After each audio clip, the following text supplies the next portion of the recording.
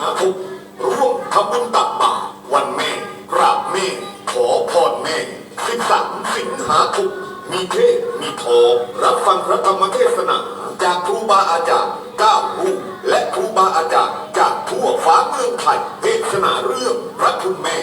ฟังเทศซอดแจ้งเช้าวันที่14 สิงหาคม3 นาฬิกาทำวัดสวดมนต์ถวายพระทหารเช้าเป็นเสร็จพิธีจึงขอบอกบุญเชิญชวนพุทธศาสนิกชนร่วมกิจกรรมการกุศลในครั้งนี้และขอเชิญร่วมจองเป็นเจ้าภาพพระทหารนามบิ่งนามบานาเจ้าภาพกันเทเจ้าภาพอื่นๆหรือร่วมบริจาคสมทบบุญได้ตามกำลังศรัทธาท่านสามารถติดตามการถ่ายทอดสดได้ที่สถานีวิทยุ FM 107.75 เมกะเฮิรตซ์ Facebook วัดศรีอุดมวงศ์ Official Fanpage และ YouTube วัดศรีอุดมวงศ์ Official สอบถามเพิ่มเติมได้ที่พระครูอุดมวรานุวัฒน์ 089-840-4968 โอนสมทบบุญได้ที่บัญชีธนาคารกรุงไทยเลขที่บัญชี 403-196-3777 ชื่อบัญชีพระครูอุดมวรานุวัฒน์ 12 สิงหาพาแม่ปฏิบัติธรรมนำพาความสุข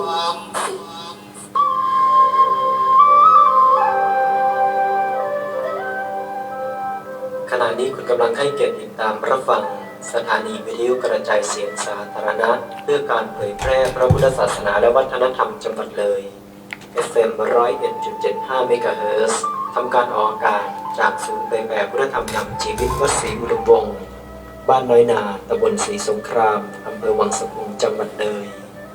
วิทยุเพื่อเป็นสื่อกลางสร้างสรรค์สังคมพัฒนาคนด้วยหลักพระพุทธศาสนาเผยแพร่ศิลปะและวัฒนธรรมที่สืบทอดมานำเสนอข้อมูลข่าวสารสาระและบริการสู่สังคมท่านสามารถติดตามรับฟังรายการธรรมะที่หลากหลายจากทางสถานีได้ตลอด 24 ชั่วโมงและท่านสามารถติดตามรับฟังทางอินเทอร์เน็ตได้ที่ www.leipbs.net โทรศัพท์ 080-416-2808-042-851-151 ช่วงเวลาต่อจากนี้ไปรับฟังทางอินเทอร์เน็ตท่านเข้าสู่รายการคลินิกพุทธธรรมดำเนินรายการโดยพระครูอุดมวรานุวัฒน์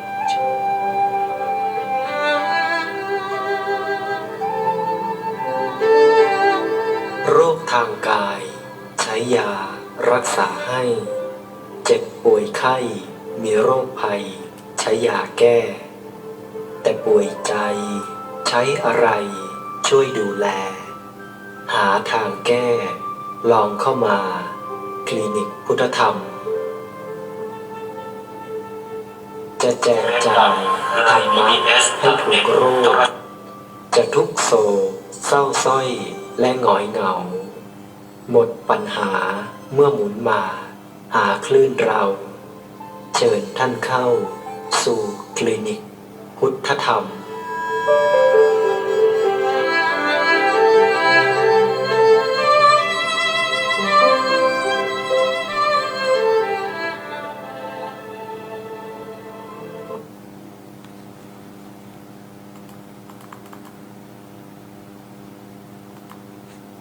ทิวเขาดงเสียงจากวัดศรีอุดมวงศ์ฝากตามคลื่นส่งลอยมามอบสารดีให้ทำคำจุนชีวาทูลชาติเธอศาสนาสถาบันมิ่งขวัญชาวไทยด้วยใจมุ่งมั่นร่วมกันเถิดทูลสรรสร้างในทางสายบุญเป็นสิ่งคำจุนพาไปพระครูอุดมร่วมสร้างสังคมด้วยใจนำธรรมะมาให้เหมือนส่งยาใจมอบมาวัดศรีอุดมวงศ์เปรียบปานบ้านเมตตาธรรมมีกิจกรรมหวังให้หลักธรรมนำพาปลอ อบใจไข้ป่วยด้วยอุ่นให้บุญเป็นยารอยยิ้มเต็มหน้าบุญพาให้ใจงดงามด้วยงานการสื่อให้คือสำคัญบอกถามถึงกันและกันให้เป็นแก้วขวัญคูณคำเทิดประเพณีบูชาทั้งวัฒนธรรมให้สิ่งดีงามด้วยธรรมนำคนสุขใจ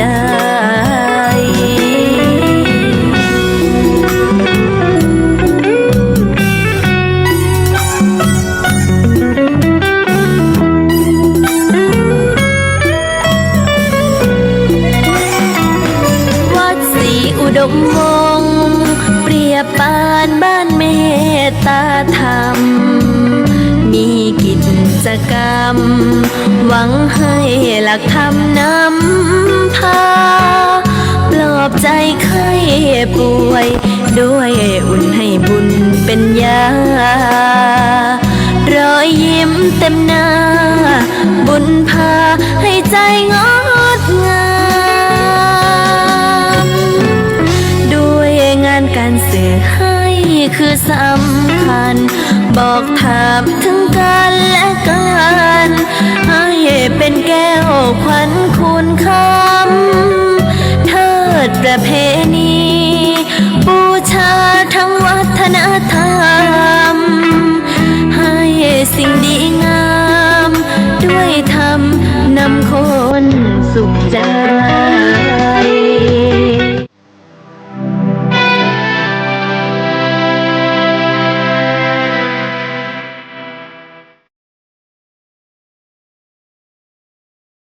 รถพระธรรมล้อมเลิศประเสริฐแน่จะลุกแก้ความสวยทุกอย่างรถที่ใจดวงใจใสสะอาดอย่าเลิกล้างห่างวัดหัดฟังธรรมขอนอบน้อมต่อพระรัตนตรัยกราบคารวะพระมหาเถรานุเถระทุกรูปทุกวัดด้วยความเคารพอย่างสูงยิ่งขอความสุขความเจริญจงบังเกิดขึ้นมีแต่เราญาติโยมสาธุชนคนดีทั้งหลายด้วยกันทุกท่านทุกคนณโอกาสนี้ในค่ำของคืนวันนี้เป็นค่ำของคืนวันพฤหัสบดีที่30เดือนกรกฎาคมแรม1ค่ำเดือน88ปีมะเมียพุทธศักราช2569ดีเวียนมาบรรจบครบรอบอีกวาระหนึ่งซึ่งในวันนี้ในเวลา3 ทุ่มกับ20 นาทีมีเวลาพบปะญาติโยม40 นาที3 ทุ่ม 20 นาทีด้วยกันกับรายการคลินิกพุทธธรรมนามสุขกับรายการคลินิกพุทธธรรมนามสุขจากทางสถานีวิทยุบริการสาธารณะพระพุทธศาสนาและวัฒนธรรมคลื่นความถี่ FM 101.75 เมกะเฮิรตซ์จังหวัดเลย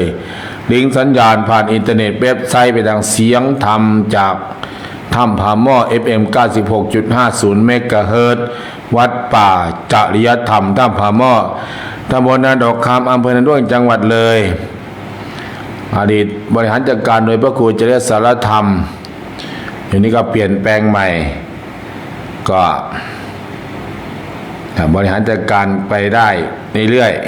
ๆติดตามรับฟังทางสถานีวิทยุศาสนาทั่วไทยระบบ Android ระบบเพจสโตสถานีวิทยุศาสนาทั่วไทยดังไกลไปทั่วโลก70 กว่าคลื่นด้วยกัน47 คลื่นด้วยกันไม่มีโฆษณาเปิด24 ชั่วโมง แล้วก็ติดตามรับฟังทาง Facebook Live วันนี้วัดศรีนวงศ์ออฟฟิเชียลสมบัติบุญนาเดี้ยงอยู่ สมบัติบุญนาเดี้ยงสมบัติบุญนา ไม่สามารถเพราะว่าจอมันตกบ่อยเลยเส้นมันขึ้นละเส้นขึ้นเสียก็ใช้ไม่ได้เพิ่งเสียวันนี้เองแล้วก็ช่อง YouTube Channel คลินิกพุทธธรรมนามสุขคลินิกพุทธธรรมนามสุขคลินิกพุทธธรรมโดยพระครูดมอนุวัฒน์ค คลินิกพุทธธรรมโดยพระครูอุดมวรานุวาสโยมประนอมจากภูเรือลงให้นะโยมนะอย่าพรุ่งนี้จะ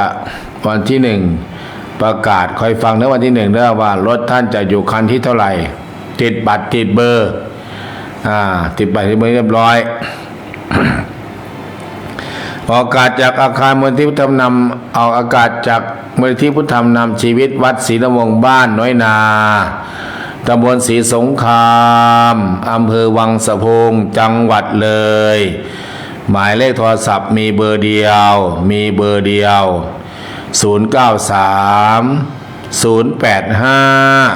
1122บันทึกไว้ใส่ข้างขวาไว้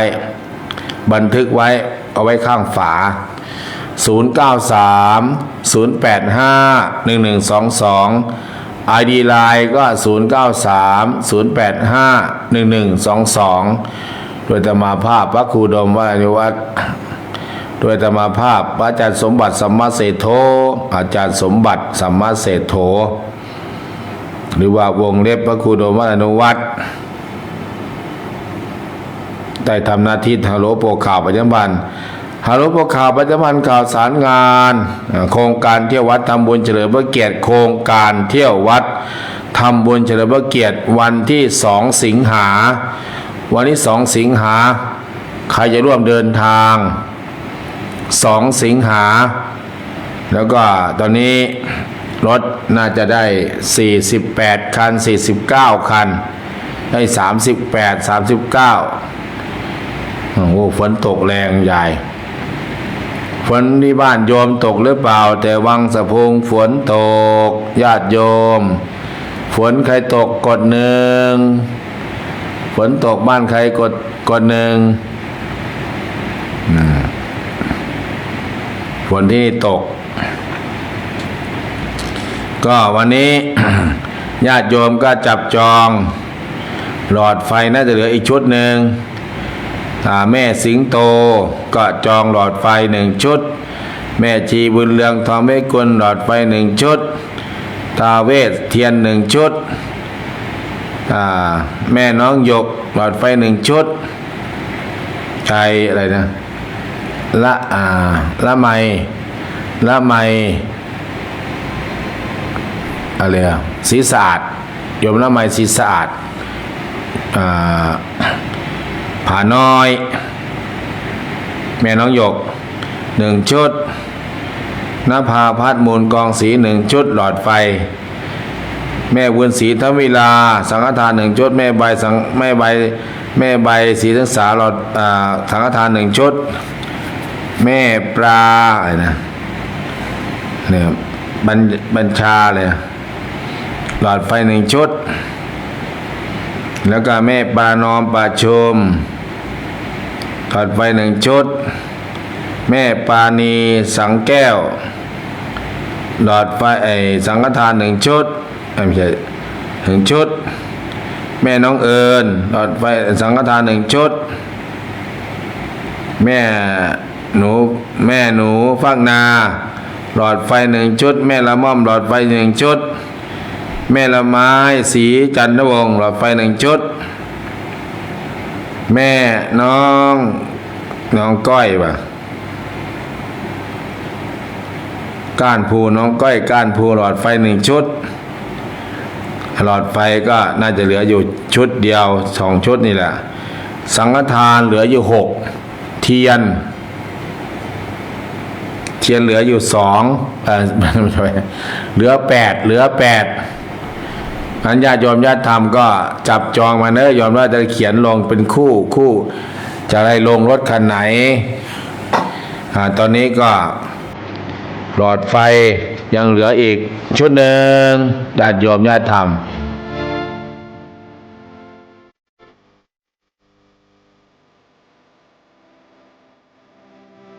ใครไม่ได้ไปก็สามารถ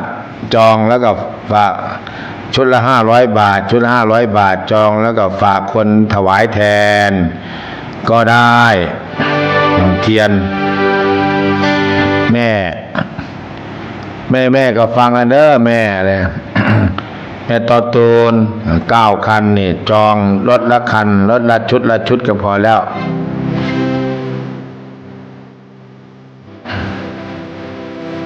ก็ตอนนี้ก็ระบบต่างๆก็รถเรือม้าช้างก็จัดเรียบร้อยแล้วล่ะจัดเรียบร้อยเดี๋ยววันที่1ก็ประกาศให้โยมฟังว่าได้เบอร์ไหน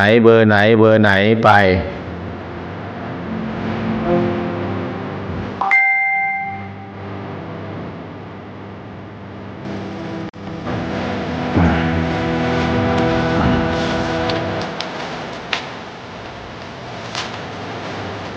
ที่หลังก็ต่อที่หลังเอา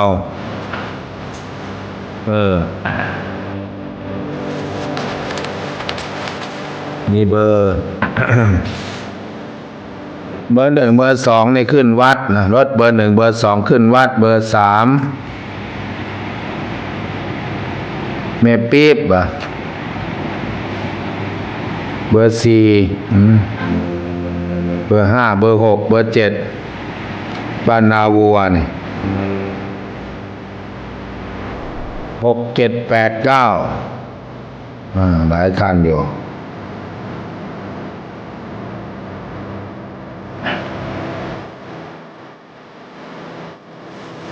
เบอร์คนขับ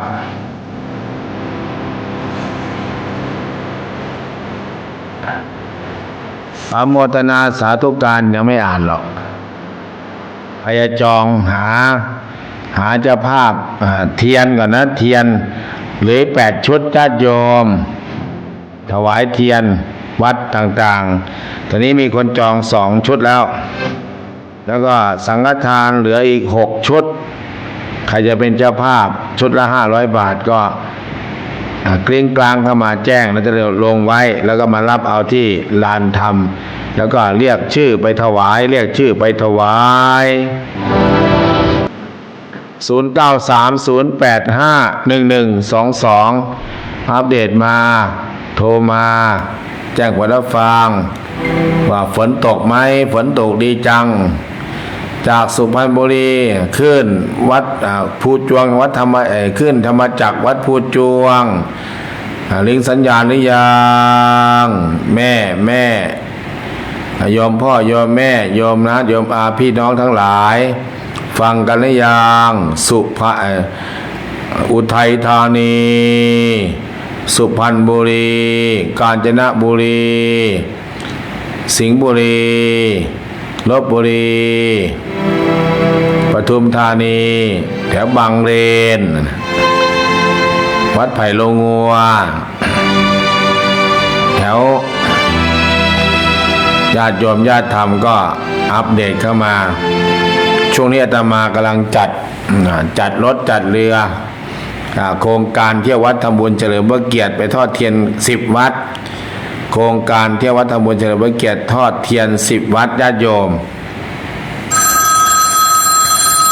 ก็วันที่2 สิงหาตอนนี้กำลังญาติโยมกำลังจะลงตัว 80% แล้วล่ะเชิญทำนมัสการเจ้าค่ะจาก หนองยะไซค่ะตื่นแล้วค่ะตื่นมาฟังหนองยะไซฝนตกไหมสุพรรณบุรีตกค่ะตกเยอะเลยค่ะตกเยอะเลยน้ำไม่ท่วมเนาะค่ะ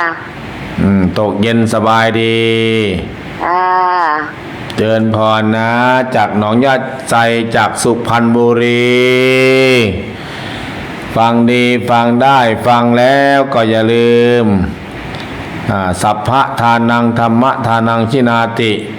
การให้ธรรมะเป็นทานชนะการให้ทั้งปวงช่วยบำรุงสถานีเพื่อจะได้ไปต่อแต่ละเดือนก็ต้องศรัทธาล้วนๆไม่มีเศรษฐีใจบุญในทุนใจดีจะเป็นสาธุเรดิโอจะเป็นขึ้นนั้นขึ้นนี้ต่างๆก็ต้องช่วยกันอาศัยญาติโยมเนี่ยคนลากหญ้าช่วยกันเจริญพร กราบนมัสการพระอาจารย์เจ้าค่ะโยมก็ฟังอยู่จากบ้านหมี่ลพบุรีเจ้าค่ะเติมบุญเจ้าค่ะกราบนมัสการลาเจ้าค่ะบ้านมีลพบุรีฝนตกหรือเปล่า กำลังตกเจ้าค่ะ กำลังตกที่วัดที่สถานีตกแล้ว ตกแรงด้วย แต่ไม่มีฟ้า ลมพัดหน่อยๆกำลังเย็นบุญรักษาพระธรรมคุ้มครองญาติโยมอัปเดตเข้ามา 093 085 1122 ญาติโยม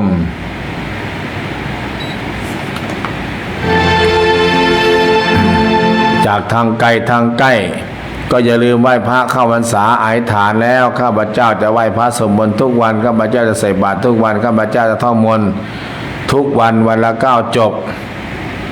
อิติปิโสก็8พระหุงก็8 จบอิติปิโสพอดี9 จบพอดีเชิญธรรม กราบนมัสการหลวงพ่อเจ้าค่ะ สิงห์บุรีฟังอยู่เจ้าค่ะ สิงห์บุรีหายไปนาน สิงห์บุรีไปเที่ยวอุทัยมาเจ้าค่ะ โอ้ไปเที่ยวอุทัยมาวัดไหนล่ะ เจ้าค่ะอำเภอทับทันเจ้าค่ะ ทับทันโอ้ สัญญาณเจ้าค่ะ สาธุฟังแอปเนี่ยฟังทางแอป หนูยังทำไม่เป็นเจ้า เอ ค่ะ อ มีโทรศัพท์นะแต่ยังทำไม่เป็น แล้วผ่านไปหลวงพ่อจะทำให้เชิญธรรม นมัสการพระเจ้าค่ะ ฟังอยู่ค่ะ จากไหน จากอำเภอพนมทวนตำบ พน ล ม ดอนตะเพ็ด อำเภอ พุทธบูชาค่ะ พุทธบูชา บ้านดอนมะขาม นมทวน จังหวัดกาญจนบุรี ค่ะ จังหวัดกาญค่ะ อยู่ไกลชัยไซโยกเยอะไหม อะไรเจ้าคะ อำเภอ อยู่อำเภอพนมทวนอยู่นี่ค่ะ อยู่ไกลอยู่ไกลไซโยกไหม ไกลค่ะ โอ้อยู่ไกลอำเภอจังหวัดกี่กิโลอ่ะ อยู่ไกลจังหวัดก็ประมาณ28 กิโล 28 กิโล 28 ค่ะ โอ้ ถ้า18หรือ28หรืออะไรเนี่ย เนี่ย 18 ค่ะ อืม ไม่ไกลเท่าไหร่แล้วค่ะ เป็นภูเขามีภูเขาเยอะไหมตรงนั้นน่ะหรือว่าไม่มีลาบ อ๋อก็มีเหมือนกันค่ะนิดๆหน่อยๆเจ้า โอ้ ค่ะ ภูเขาต้องอยู่อะไรนะอำเภอสังขะเนาะ อ๋ออันนู้นอยู่นู้นค่ะ อันนี้นี่จังหวัดกาญอำเภอพนมทวนตำบลดอนตะเพ็ด เนี่ยมันอยู่ใกล้จังหวัดไหนล่ะ อยู่ใกล้จังหวัดไหน ไม่ไกลไม่ก็ไกลเหมือนกันค่ะเกือบ20 กิโล ไม่พนมทวนอยู่ใกล้จังหวัดอะไรใกล้เคียง ใกล้เคียงก็ใกล้จังหวัดสุพรรณ โอ้ ไป ใกล้สุพรรณบุ 10 กว่ากิโล โอ้ 10กว่า เขตติดต่อ ค่ะติดต่อตลาดเขตอ่ะ อืม ตลาด วันนี้ เขต วันนี้ได้ไปวัดไหมเนี่ยวันเข้าพรรษาเนี่ย ไปมาแล้วเจ้าค่ะ ไปมาแล้ว ค่ะ พระเยอะไหมล่ะที่วัดอ่ะ อะไรเจ้าคะ พระเยอะไหมพนมทวนน่ะ อ๋อที่วัดก็ประมาณ10 รูปค่ะ 10 รูปโอ้กำลัง ค่ะ งามเลย อยู่ไม่ใช่หน้าอำเภออยู่นี่วัดพุทธบูชา พุทธบูชา ฝั่งพระท่าอาจารย์ต้นมาตั้งเจ้าพระท่านี้ไว้ค่ะ ท่านย่านชัดเจน ค่ะชัดเจนค่ะมาตั้งไว้ ฟัง ฟัง ดี ค่ะ จังเลย ค่ะค่ะ อาโมทนานะบุญรักษาเติมบุญ ค่ะ เติมบุญ ค่ะ ครับคลินิก ฟังอยู่ตลอดนะค่ะ สาธุบุญรักษาพระธรรมคุ้มครอง เติมบุญใครอยากเติมบุญก็มาเด้อเข้าพรรษาเติมบุญเข้าพรรษาเติมบุญเด้อคนมีบุญก็เรียกว่าคนมีตังค์คนมีบุญเหมือนคนมีตังค์คนหมดบุญคนตาย คนมีบุญน้อยต้องหาเก็บขยะขายทำอะไรก็ยังไม่ขึ้น บุญไม่มาวาสนาไม่ส่งป่วยก็หนัก คนรักกันก็นาย หยิบยืมเงินกันไม่ได้ บุญมาพอบุญมาวาสนาส่งญาติโยมเอ๋ยป่วยก็หายนายกันก็รักกันแม่สุดท้าย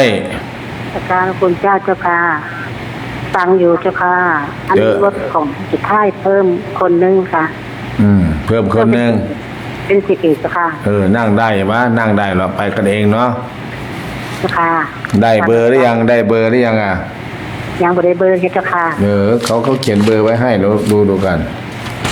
แม่สุดท้ายคืออะไรเนี่ยสุดท้ายดูกันน้ำห้วยแม่สุดท้าย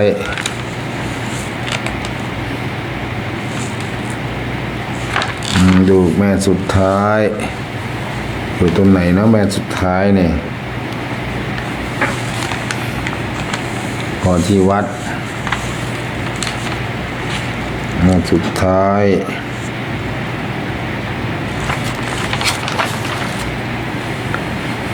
8บุงผักก้ามแม่หนิงจอมวนีแม่สุดท้ายเบอร์โชเฟอร์เบอร์แม่ป่ะ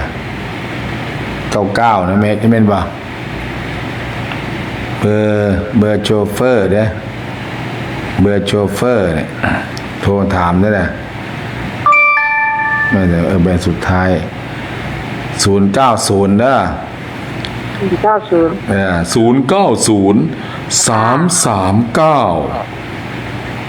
บ่ได้จดไว้ให้หนูที่จำได้ จ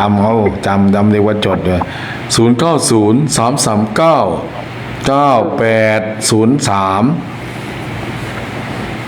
บ่ได้เอากระดาษจดย่ำที่จำไม่ได้หรอกไงคันที่คันที่19จะติดเบอร์19หรอกติดกับบ้านบุงประก้ามอ่ะเป็นมีหนิงเจ้าค่ะอโมทนาตอนนี้ยังสินค้าเทียนยังไม่ออกเลยยอมบูชาเทียนเด้อรถหนึ่งก็บูชาสักเช่นหนึ่งรถหนึ่งอ่ะ0930851122หลอดไฟนี่เกือบเหมือนแล้วเขาจองกันเหมือนแล้วเดี๋ยวจะเทียนแล้วยอมแล้วเทียนอีก8ชุดสังฆทานอยู่6ชุดญาติโยมญาติธรรมใครจะจองถวายวัดนั้นวัดนี้ก็จองไว้ก่อนแล้วจะจัดใส่วัดแม่นั้นมาถวายวัดนี้แม่นี้มาถวายวัดนั้นอย่างทั่วรถตู้นึงก็รวมกันคนละ20-30 บาทก็ได้ชุดหนึ่งเป็นตัวแทนถวายรถเบอร์เท่านั้นรถเบอร์เท่านี้ว่าไป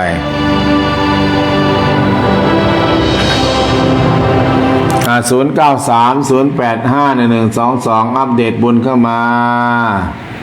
แม่ทองไก่เด้อแม่ทองไก่ฟังอยู่ไหมเนาะแม่ทองไก่บ้านโป่งแค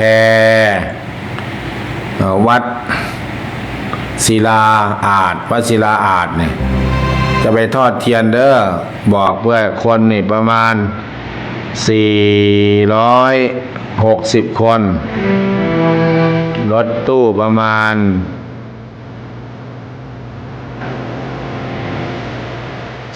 40 คัน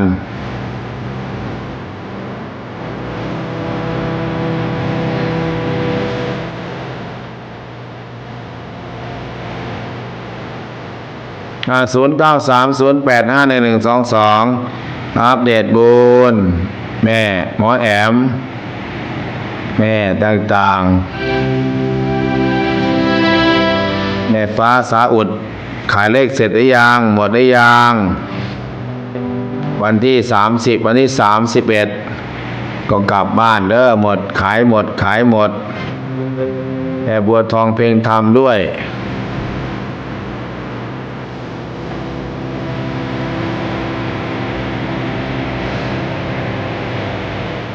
พ่อหมอแอมถูกน้องหมอแอมขายหมดเร็วขายหมดไว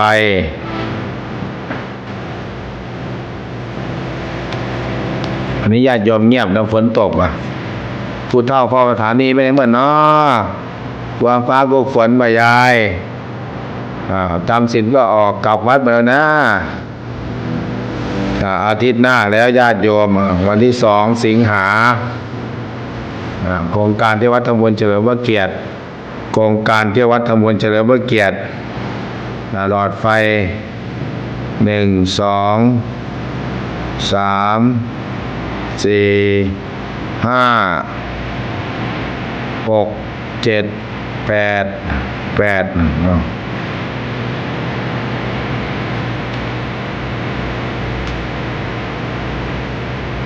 สองสามสี่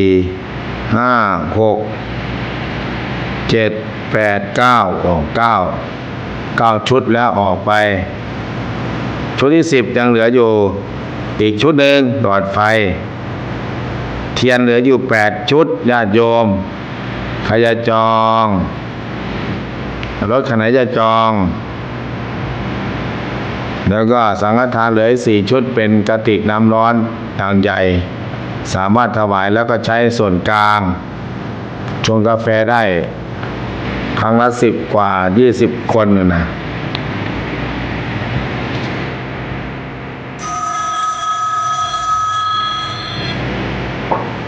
แม่น้องนางหนองนกเจ้าไปแล้วแม่น้องนางมาใหม่แม่น้องนางหนองเจ้า0930851122 กำลังรับชมอยู่เดินทางหลอดไฟคัดของแม่สุดท้ายจ้องก็ได้จ้ะค่ะโอ้หลอดไฟสุดท้ายว่ะค่ะโอ้ได้ค่ะการราชการลาค่ะแม่สุดท้ายจองหลอดไฟ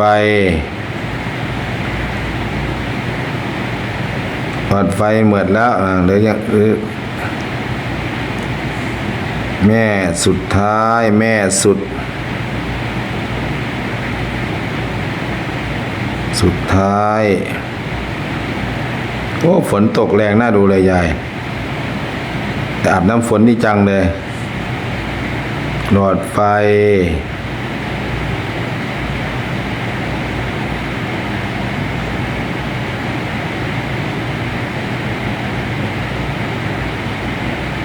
1 ชุดโอ้500 บาทหลอดไฟออกหมดแล้วโยมหลอดไฟหมดแล้วเหลือแต่เทียนก็แสงเทียน 2,000 กว่าปีที่พ่อจุดใกล้สิ้นสุดแล้วนะลูกหนาหาสูตรเจ้ายังโง่เขาเบาปัญญาอีกไม่ช้าเทียนคุณดับทับคัมภีร์เนี่ยแสงสว่างในเทียนนะโยมนะแล้วก็สังฆทานเราใช้เป็นกระติกน้ำร้อนใหญ่เวลาเติมน้ำทีได้2 ลิตรแล้วก็ชงกาแฟทีได้20 แก้วนะก็ปีนึงก็โหได้ใช้งานเยอะได้อยู่กลางถวายวัดเป็นส่วนกลาง085 แม่ใบสีเสียงสาได้กี่คนแล้วได้เท่าเดิมนะ6 คนเนาะโยมนะพิมพ์ว่า6 คนป่ะเห็นจะหาเติมให้มันได้ถ้าได้6 คนกับแม่นั่นได้คันเลยเนี่ยแม่ครูประภัยวันโพโน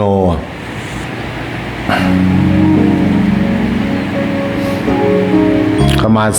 4แต่เราไป6เนี่ยเพราะดีเลยใหญ่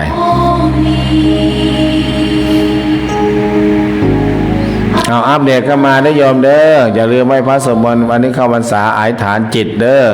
ข้าพเจ้าจะสวดมนต์ทุกวันข้าพเจ้าจะใส่บาตรทุกวันข้าพเจ้าจะนั่งสมาธิทุกวัน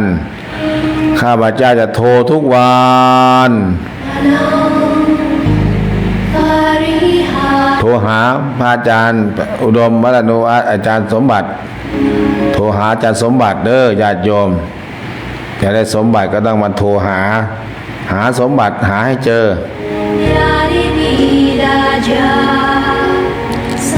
สุภัตราแห่งทีปะลาสาธุเจ้าข้าสุภัตตาอัปเดตเข้ามาโยมเดินทาง รับนมัสการเจ้าค่ะพระอาจารย์ จากพระมูลเรียนพัดเย็น เจ้าค่ะ บางตะพานน้อยฝนตกไหม ลำมา2 วันแต่วันนี้หยุดแล้วเจ้าค่ะ หยุดแล้ว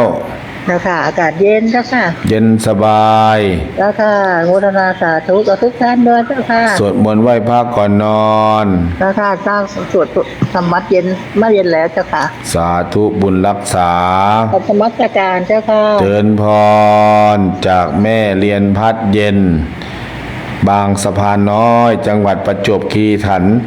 ประจวบคีรีขันธ์ญาติโยมญาติธรรม ใครฟังอยู่ก็อัปเดตเข้ามาเด้อทางไกลนะจะได้อาจารย์สรายุทธอาจารย์ต้นจะได้ชื่นใจว่าตั้งสถานีตรงนั้นตั้งสถานีตรงนี้แล้วก็ขึ้นแถวมีคนฟังมากมาย คนทำก็หายเหน็ดหายเหนื่อยญาติโยม หายเหน็ดหายเหนื่อยสำลีเหล่าเมืองกลางจากอุบลราชธานีสาธุ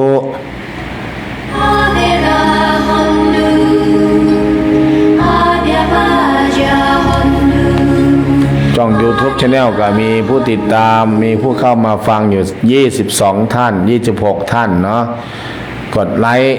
12ไลค์เจริญพรเอ้าแม่ทำไมเข้าเยอะเข้าหลุดๆออกนะแม่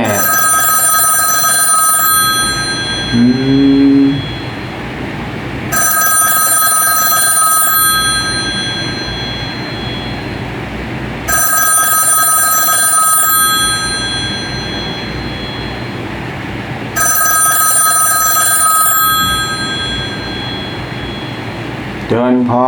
ร ว่าราชการพระอาจารย์ว่าเป็น ใครอ่ะ อาจารย์แม่นินเจ้าค่ะ แม่นินพักมีแม่นินจองอะไรเนาะแม่นินอ่ะลืมไปแล้ว จองรถไฟเจ้าค่ะ รถไฟอาตมากับใครนะ กับไม่โปนเจ้าค่ะไม่โปนสร้างกระถาง สังฆทาน แม่ถ้าเกิดหลอดไฟเหมือนเอาเทียนไหม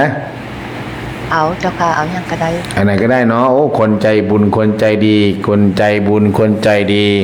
พระอาจารย์ข้าน้อยโอนเงินค่าไฟกับค่าน้ำกับแม่สัมภาษณ์ไปแล้วหรือเมื่อวาน สาธุ พระอาจารย์อัดไปเห็นนั้นเพราะนักปลูกกับเข้ารวบมันก็กระหอนนั้นได้3 คน กกสะท้อนได้3 คนมีครับแม่อะไรบ้างอ่ะ แม่น้องเปียวเนาะ น้องเปียวเนี้ยวแล้วก็แม่น้องอะไรกัน ว่ามียายโน้นมีป้ายันมี3 คนว่า เอาหาเอา เข้าร่วมนำกันนี่นะเจ้าค่ะ ดีแล้วอยู่ด้วยกัน ดูครับฟ้าให้ปลูกเจ้าค่ะ แล้วรถหาเอาเองป่ะตะลือป่ะ เจ้าค่ะ ใครจะซื้อวิทยุยังอ่ะ เอาขน้อยบอกอันให้เอาเงินไปเด้อพระอาจารย์ให้ซื้อหรอขน้อยบอกไว้พระอาจารย์เอามาให้บ่ บอกก็เอาเงินไปก็ต้องสั่งอาจารย์มาก่อนงาน โอ้เอา เนี่ยก่อนงานเนี่ยต้องสั่งเขาลงมาไม่งั้นก็ต้องเอาที่มาเช่าที่วัดก่อน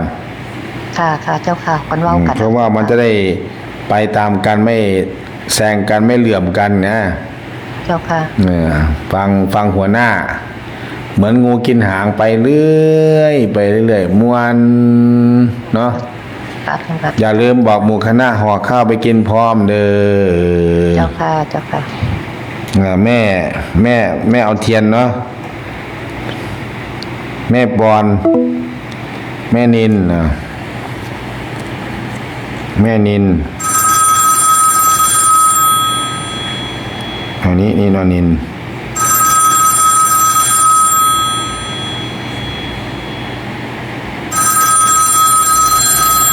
เดินทางกราบนมัสการพระคุณเจ้าเจ้าค่ะแม่น้องนางก็ฟังอยู่ทางบางสะพุงจังหวัดเลยเจ้าค่ะฝนกำลังตกฟ้ากำลังร้องเจ้าค่ะกราบนมัสการลาเจ้าค่ะ ฝนตกเวียนน้องฟ้าร้องที่บ้านหน่อยนะเทียนแม่ปอนแม่นินปอนแม่ปอนปอ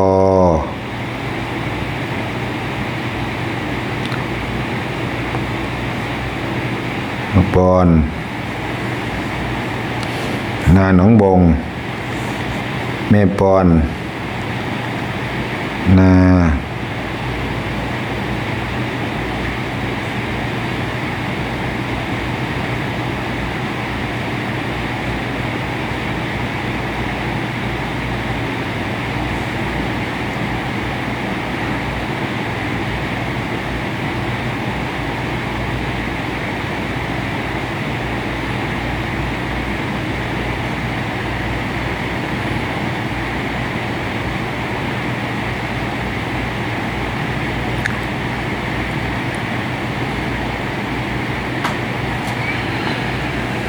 แม่นินพักมีเทียนหนึ่งคู่เนาะเทีย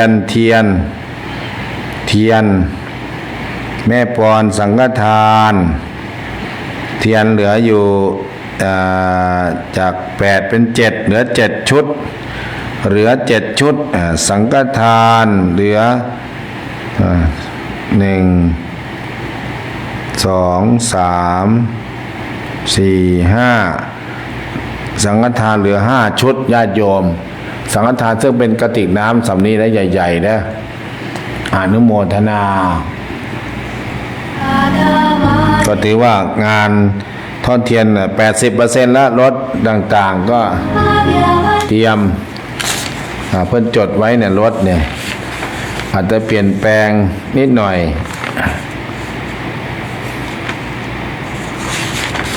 เพิ่นจดไว้คันที่1ไล่มาเนี่ยเบอร์1เบอร์2รถวัดศรีนวงศ์บ้านกสแม่ปิ๊บรถมาเองแม่ปิ๊บรถมาเองเนาะ3แล้วก็บ้านน้อยนา4บ้านบุงสไล5บ้านนาวัวเบอร์5บุงสไลเนี่ยรถเบอร์6เบอร์7รถเบอร์6เบอร์7เบอร์8เบอร์9เบอร์10 11 12 13 14 บ้านนาวัว15กกซ้อแอมว่าแอมเนาะ15 16 17กกซ้อ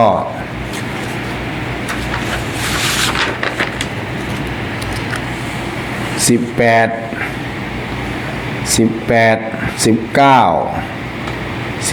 บุงปะก้าม19จอมมุนี20บ้านติดต่อ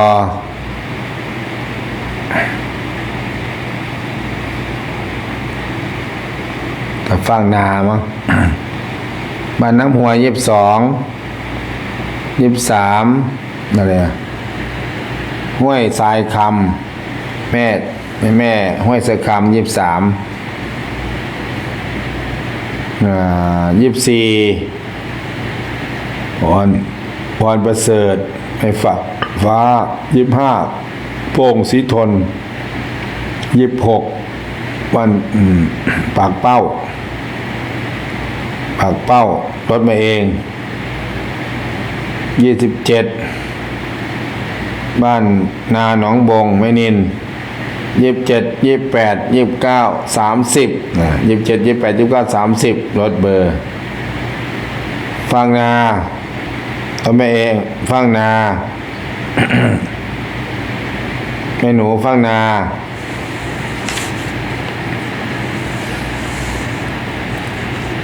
แม่หนูเนาะ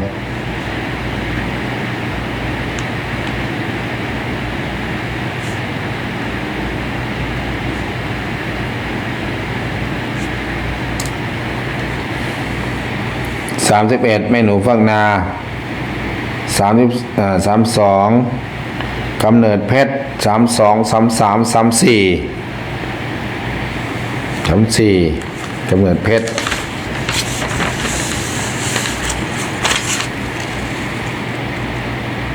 35ใครเป็น35เนี่ยภูเรือว่ะนี่วัดศรีมงคล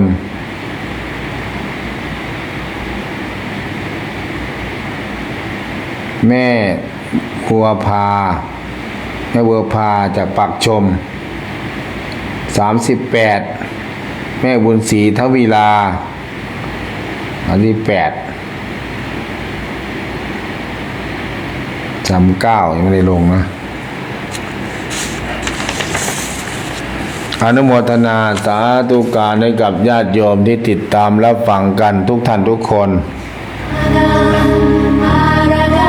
โอ้มอเตอร์ธรรมมอเตอร์ธรรมโยมตุ้ยมอเตอร์ธรรมโยมนบมอเตอร์ธรรม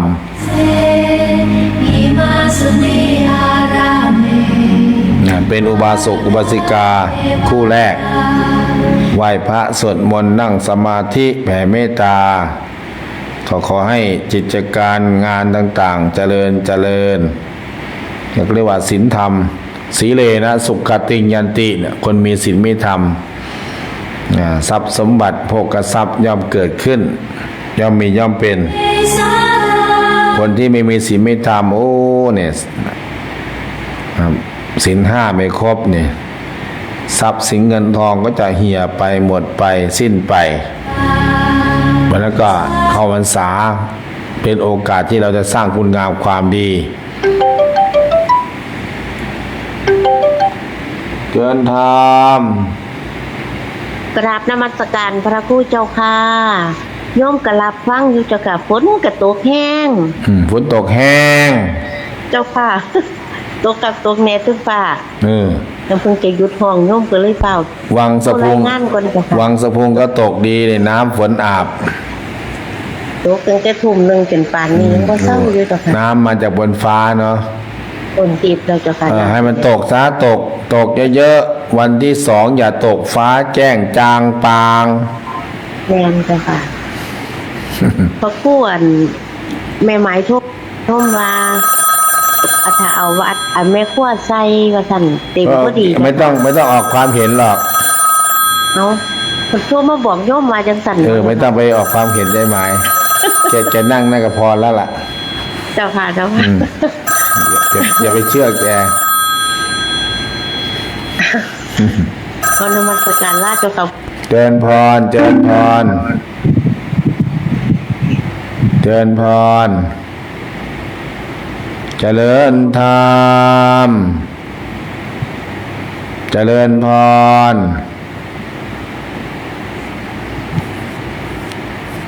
เจริญพรเจริญธรรมจากไหนน้อไม่คุยด้วยก็ปิดสายยอม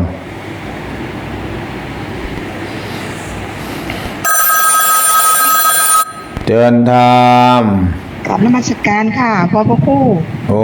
แม่เทียมภูษาจองรถไปเทียนนั่นเลยค่ะถอดเทียนนั่นเลยค่ะเอารถคันไหนไปล่ะรถวัดหลวงพ่อป่ะจ้าไปขึ้นอยู่วัดค่ะขึ้นอยู่วัดค่ะใครมาส่งล่ะพ่อบ้านจ้า1 คนเนาะค่ะเอาหลอดไฟไหมล่ะเอาไอ้สังฆทานไหมเอาสังฆทานชุดหนึ่งแล้วก็เทียนชุดหนึ่งค่ะเทียน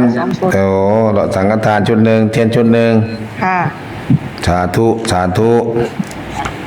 ใส่ชุดสีฟ้าเหรอคะสีฟ้างามเลยคนงามแต่ไงก็งามเหมือนน่ะค่ะนมัสการค่ะสาธุงามศีลงามธรรมที่ว่างามนี่งามศีลงามธรรมภาษาลาวเรียกว่างามภาษาไทยเรียกว่าสวยงามมันคำเดียวกันสวยงามโสรจักคือความเสงี่ยมเกียมตัวมีขันติความอดทนโสรจักคือความเสงี่ยมเกียมตัวมีคนมีก็งามเจริญพรรับนมัสการพระคุณเจ้าเจ้าค่ะติดต่อกับฟังอยู่ไม่ทองไกลบอกให้โทรว่าไม่ทองไกลโทรบ่ได้ไม่ทองไกลบ่มีเน็ตว่าซั่นบ่แม่ทองไกลบอกแกเด้อคนประมาณ400 กว่าคนเกือบ500รถ40 คันไปแวะวัดนั่นน่ะศิลาอาจน่ะ เตรียมตัวต้อนรับเด้อบอกไทยบ้าน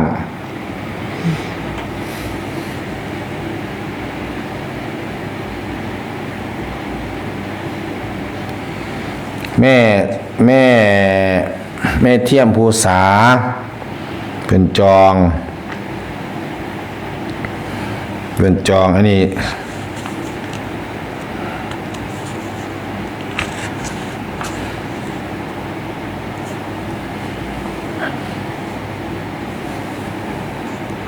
เทียมภูษามันจอง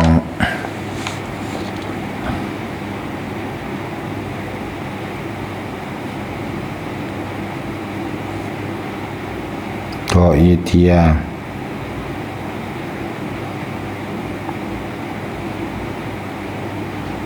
เทียมภู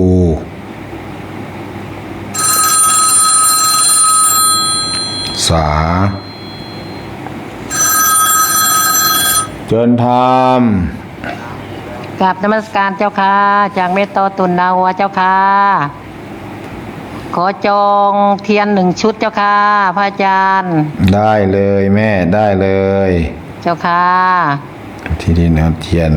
ชมอยู่ฟังอยู่เจ้าค่ะกราบนมัสการลาเจ้าค่ะของแม่บ่เจ้าค่ะขอแม่ตอเนาะเมตตานาวัวแม่ตอนาวัวเทียนแสงเทียนส่องธรรมเจิญพรบุญรักษาลาเจ้าค่ะนิ่งแล้วนะแม่เนาะดัชนีนิ่งแล้วเนี่ยเทียม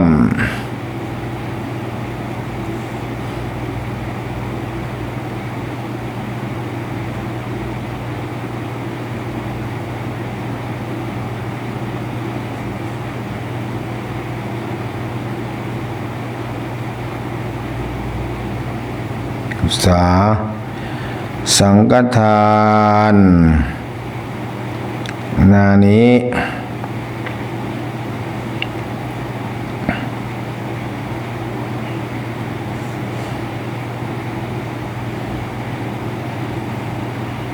1 ชุด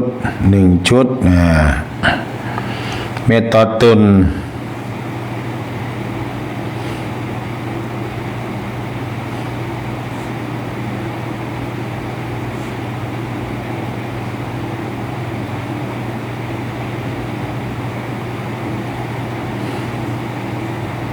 เทียน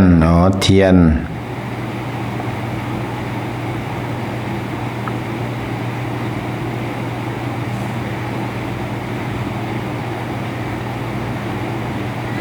อนุโมทนา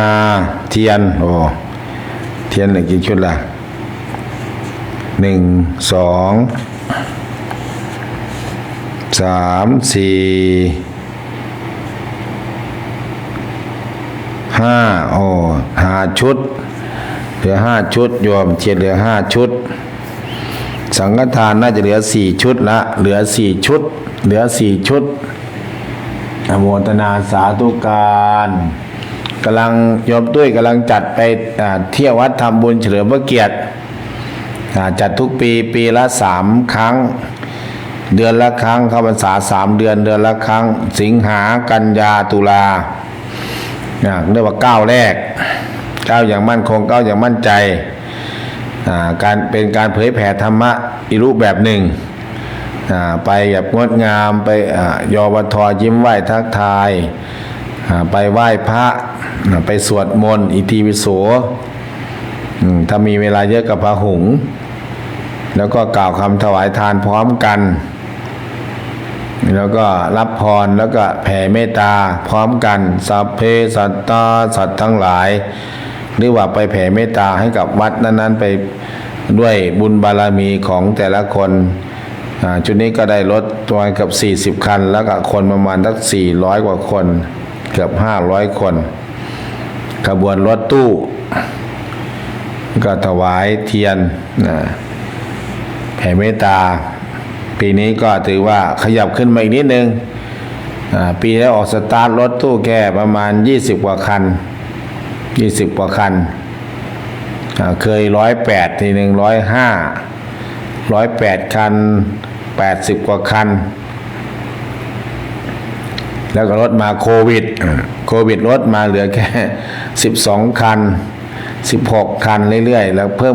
เพิ่มขึ้นมาแต่เพิ่มขึ้นมาในสภาวะเศรษฐกิจต่างๆโยมก็ไปยากมายากไม่ค่อยมีแต่ก็ศรัทธาเหมือนเดิมไปก็คือไปกราบพระไหว้พระบางครั้งเจอที่ดีๆก็พานั่งสมาธิ3 นาทีแล้วก็แผ่เมตตาให้โยมได้ชื่นใจอารามวัดต่างๆล้วนมีสิ่งศักดิ์สิทธิ์มีเจ้าที่เจ้าทางเจ้าวัดเจ้าวาดเจ้าป่าเจ้าเขาพี่สังนางไม้เทพไทยเทวาเมื่อคนมีบุญเข้าไปแล้วก็เกิดความเย็นกายเย็นใจเขาเหล่านั้นก็จะอำนวยอวยพรกับเราอย่างน้อยก็ประสบความสำเร็จในชีวิตเป็นที่รักของคนทั้งหลายการแผ่เมตตาเนี่ยหลับก็เป็นสุขตื่นก็เป็นสุขไปไหนก็เป็นสุขเพราะว่าเป็นคนที่มีจิตใจเมตตาดีแล้วก็ประกอบด้วยการประพฤติปฏิบัติธรรมเจริญสมถกรรมฐานวิปัสสนากรรมฐานง่ายขึ้นเพราะว่ามีพลังส่งกรรมฐาน40 ก่อนนึกถึงจาคานุสตินึกถึงทานที่เราทำสร้างโรงเรียนสร้างโรงพยาบาลสร้างอนุเคราะห์สงเคราะห์ต่างๆทำให